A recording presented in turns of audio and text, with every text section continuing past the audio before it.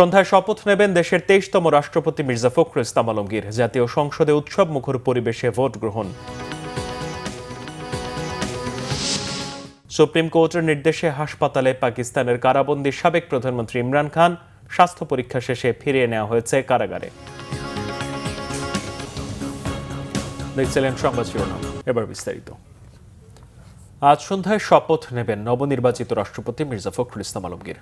সন্ধ্যা 7:30টায় বঙ্গভবনে শপথ নেবেন নতুন রাষ্ট্রপতি। এই তথ্য নিশ্চিত করেছেন জাতীয় সংসদের চিফ হুইপ নুরুল ইসলাম মনি। এরই মধ্যে শপথ অনুষ্ঠান আয়োজনে সব প্রস্তুতি শেষ করেছে বঙ্গভবন। শপথ অনুষ্ঠানে প্রধানমন্ত্রী তারেক রহমান, মন্ত্রিপরিষদের সদস্য, জাতীয় সংসদের সদস্য, কূটনীতিক, বিভিন্ন রাজনৈতিক দলের প্রতিনিধি ও গণ্যমান্য ব্যক্তিরা উপস্থিত থাকবেন। এর আগে বৃহস্পতিবার রাষ্ট্রপতি নির্বাচনে 255 ভোট পেয়ে নির্বাচিত হন মির্জা ফখরুল ইসলাম আলমগীর।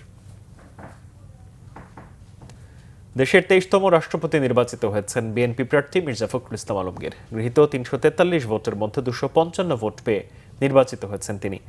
জামাত জোটের প্রার্থী অবসরপ্রাপ্ত কর্নেল অলি আহমদ পেয়েছেন 88 ভোট। 6 জন সংসদ সদস্য ভোট দেননি। রাষ্ট্রপতি নির্বাচনকে ঘিরে জাতীয় সংসদ ভবনের ভেতরে ছিল উৎসবমুখর পরিবেশ। রাষ্ট্রপতি নির্বাচিত হওয়ার পর মির্জা ফখরুল ইসলাম আলমগীরকে অভিনন্দন জানান প্রধানমন্ত্রী ও সংসদ নেতা তারেক রহমান এবং বিরোধী দলীয় নেতা ডাক্তার শফিকুর রহমান সহ সরকার ও বিরোধী দলীয় সংসদ সদস্যরা। রিপোর্ট করছেন সিকান্দার রেহমান। ডক্টর অলি আহমদ বীর বিক্রম পেয়েছেন 88টি ভোট, 88 ভোটস, এবং জনাব মির্জা ফখরুল ইসলাম আলমগীর পেয়েছেন 255 ভোট, 255। দেশের 23তম রাষ্ট্রপতি হিসেবে গণতান্ত্রিক আন্দোলনের অন্যতম শীর্ষ নেতা মির্জা ফখরুল ইসলামের নাম ঘোষণার মধ্য দিয়ে নতুন ইতিহাস সৃষ্টি হলো। এই ইতিহাস গণতান্ত্রিক পথ চলায় নতুন বার্তা। 1991 সালের পর কেবল এবারই একাধিক প্রার্থীর দেখা মিলেছে রাষ্ট্রপতি নির্বাচনে। ফলে ভোট আয়োজন করতে হয়েছে রাষ্ট্রপতি নির্বাচন আইনের বাধ্যবাধকতা মেনে। মাঝের নির্বাচনগুলোতে একজন করে প্রার্থী থাকায় তারা বিনা প্রতিদ্বন্দ্বিতায় নির্বাচিত হন। বৃহস্পতিবার দুপুর 2:10 প্রধানমন্ত্রী নিজের আসন থেকে উঠে পাশে বসা মির্জা ফখরুল ইসলাম আলমগীরকে সঙ্গে নিয়ে ব্যালট বাক্সের পথ ধরেন। ঘড়ির কাঁটা যখন 2:11 তখন সংসদ নেতা নিজের ব্যালট পেপার ফেলেন ব্যালট বাক্সে। এর পরপরই ভোট বাক্সে ব্যালট পেপার ফেলেন রাষ্ট্রপতি প্রার্থী মির্জা ফখরুল ইসলাম আলমগীর। এ সময় সরকারি দলের সদস্যরা তাকে শুভেচ্ছা জানান। মির্জা ফখরুল ইসলাম আলমগীর উপস্থিত সংসদ সদস্যদের সঙ্গে করমর্দন করেন। পরে বিরোধী দলের নেতা ডাক্তার শফিকুর রহমান, বিরোধী দলীয় উপনেতা ডাক্তার সৈয়দ আবদুল্লাহ মোহাম্মদ তাহের ও বিরোধী দলীয় চিফ হুইপ নাহিদ ইসলাম সহ বিরোধী দলের সংসদ সদস্যদের সঙ্গে শুভেচ্ছা বিনিময় করেন মির্জা ফখরুল ইসলাম আলমগীর। ভোট শুরুর আগে নির্বাচনী কর্তা ও প্রধান নির্বাচন কমিশনার এএমএম নাসিরউদ্দিন ভোট দেওয়ার পদ্ধতি সংসদ সদস্যদের সামনে তুলে ধরেন। আসুন আমরা ভোট গ্রহণ কার্যক্রম শুরু করে এই নির্বাচন প্রক্রিয়াকে সফল করে তুলি। প্রথম ভোট দেন ভারপ্রাপ্ত রাষ্ট্রপতি হাফিজউদ্দিন আহমদ ও ভারপ্রাপ্ত স্পিকার ব্যারিস্টার কায়সার কামাল। দুপুর 2:19 বিরোধী দলীয় নেতা ডাক্তার শফিকুর রহমান তার সহকর্মীদের নিয়ে ভোট দেন। রাষ্ট্রপতি পদে মির্জা ফখরুল ইসলাম আলমগীরের সঙ্গে প্রতিদ্বন্দ্বিতা করেছেন জামাত নেতৃত্বাধীন 11 দলীয় ঐক্যজোটের প্রার্থী অবসরপ্রাপ্ত কর্নেল অলি আহমদ। সংসদ সদস্য না হওয়ায় ভোট দেওয়ার সুযোগ পাননি তিনি। সবশেষ 1991 সালের 8 অক্টোবর সংসদ সভাকক্ষে রাষ্ট্রপতি পদে ভোট হয়েছিল।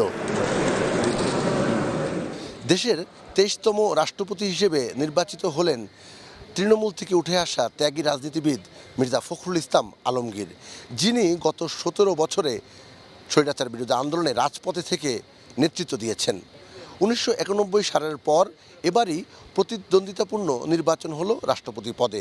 যদিও সংখ্যা বিবেচনায় আগেই নির্ধারিত ছিল কে হবেন রাষ্ট্রপতি, তারপরও গণতন্ত্র ও নির্বাচনের স্বাভাবিক ব্যবস্থা চালু রাখার জন্যই এবারের এই আয়োজন। সিকান্দার রেহমান, বাংলা ভিশন, জাতীয় সংসদ ভবন, ঢাকা। বাবা শহীদ রাষ্ট্রপতি জিয়াউর রহমান এবং মা প্রয়াত দেশনেত্রী বেগম খালেদা জিয়ার কবর জিয়ারত করেছেন বিএনপি চেয়ারম্যান ও প্রধানমন্ত্রী তারেক রহমান। দেশের 23তম রাষ্ট্রপতি নির্বাচন শেষে বৃহস্পতিবার রাত 8টায় বাবা মায়ের কবর জিয়ারতে রাজধানীর শেরেবাংলা নগরের জিয়া উদ্যানে পৌঁছান তিনি। এ সময় বাবা মায়ের জন্য দোয়া ও মোনাজাত করেন প্রধানমন্ত্রী।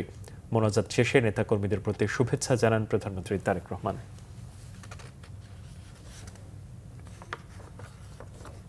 প্রধানমন্ত্রী তারেক রহমান স্থানীয় সরকার নির্বাচনে তৃণমূল থেকে একজন প্রার্থী মনোনয়নে দলীয় নেতাদের নির্দেশনা দিয়েছেন বলে জানিয়েছেন বিএনপির ভারপ্রাপ্ত মহাসচিব রুহুল কবির রিজভী। বৃহস্পতিবার সন্ধ্যায় রাজশাহী বিভাগের পাবনা ও চাঁপাইনবাবগঞ্জ জেলা শাখার নেতাদের সাথে বিএনপি চেয়ারম্যান ও প্রধানমন্ত্রীর সাংগঠনিক সভা শেষে তিনি একথা জানান। বৃহস্পতিবার সন্ধ্যায় গুলশানস্থ বিএনপি চেয়ারম্যানের কার্যালয়ে এই সাংগঠনিক সভা হয়। ভারপ্রাপ্ত মহাসচিব জানান, বর্তমান পরিস্থিতিতে সাংগঠনিক বিভিন্ন বিষয় নিয়ে তৃণমূলের সাথে কথা বলেছে বিএনপি চেয়ারম্যান। জানান, এই ধরনের বৈঠক সামনে আরও হবে। দলীয় প্রতীকে নির্বাচন না হওয়ায় যোগ্য প্রার্থী বাছাইয়ে তৃণমূলকে কাজ করার পরামর্শ দিয়েছেন তারেক রহমান। এছাড়া সরকারের বিভিন্ন কর্মসূচি ও এর সুফল জনগণের কাছে পৌঁছানোর পরামর্শ দেওয়া হয়েছে। রিজভী আরও জানান, প্রধানমন্ত্রী তৃণমূল পর্যায়ে দলকে আরও সুসংগঠিত ও শক্তিশালী করতে সবাইকে ঐক্যবদ্ধ থাকতে নির্দেশনা দিয়েছেন। দলের নতুন দায়িত্বের বিষয়েও অনুভূতি জানান ভারপ্রাপ্ত মহাসচিব রুহুল কবির রিজভী। দলের পক্ষ থেকে দল তো সমর্থন করবে, একটা দলীয় প্রতীকে তার নির্বাচন হবে না। সেখানে তৃণমূলের যে ইউনিটগুলি আছে, অর্থাৎ ইউনিয়ন কমিটি, উপজেলা কমিটি, এরা বসে তারা একজন প্রার্থী ঠিক করবেন এবং সেই ক্ষেত্রে জেলার সহায়তা নিয়ে তারা বসে এটা ঠিক করবেন এবং একজন সমর্থিত ব্যক্তির বাইরে যেন আর অন্য কোনো প্রার্থী না হয় সে ব্যাপারে তারা সামগ্রিক প্রচেষ্টা গ্রহণ করবেন। দলীয় শৃঙ্খলা বজায় রাখার জন্য খুব যথাযথভাবে এখানেও তিনি করার নির্দেশ দিয়েছেন তৃণমূলের নেতাকর্মীদেরকে।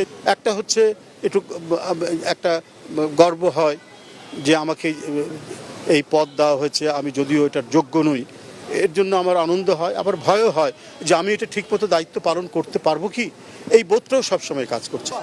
আন্তর্জাতিক প্রসঙ্গ। পাকিস্তানের কারাবন্দী সাবেক প্রধানমন্ত্রী ইমরান খানকে সুপ্রিম কোর্টের নির্দেশে অবশেষে হাসপাতালে নিয়ে স্বাস্থ্য পরীক্ষা করা হয়েছে। অপ্রীতিকর পরিস্থিতি এড়াতে এ সময় হাসপাতাল ঘিরে মোতায়েন করা হয় বিভিন্ন বাহিনীর ৮ শতাধিক সদস্য। আজ ভোরে রাওয়ালপিন্ডির আদিয়ালা কারাগার থেকে ৭৪ বছর বয়সী ইমরানকে বের করে রাজধানী ইসলামাবাদের আল শিফা হাসপাতালে নেওয়া হয়। পাকিস্তান তেহরিকে ইনসাফ পিটিআই প্রধানকে হাসপাতালে নিয়ে বিভিন্ন টেস্ট করার পর আবার কারাগারে ফেরত পাঠানো হয়েছে। এর আগে পুলিশের বিবৃতিতে জানানো হয়েছিল, ইমরান খান হাসপাতালে যেখানে থাকবেন সে অংশটি সাব জেল হিসেবে বিবেচনা করায় আদিয়ালা কারাগার থেকে সংশ্লিষ্ট জনবল নিয়ে সেখানে নিযুক্ত করা হচ্ছে। ইমরানের সাক্ষাৎ পেতে হাসপাতালে ভিড় না করার অনুরোধ জানিয়ে সামাজিক মাধ্যমে পোস্ট করেছেন পিটিআইয়ের তথ্য সচিব। চিকিৎসার জন্য ইমরানকে ২ দিনের মধ্যে হাসপাতালে ভর্তির নির্দেশ পুনর্বিবেচনা করতে সরকারি আবেদন বৃহস্পতিবার ফেরত পাঠিয়েছে সুপ্রিম কোর্ট। আল কাদির ট্রাস্ট দুর্নীতি মামলায় ১৪ বছরের কারাদণ্ড পাওয়া ইমরানকে ২০২৩ সালের ৫ অগস্ট থেকে আদিয়ালা জেলে রাখা হয়েছে।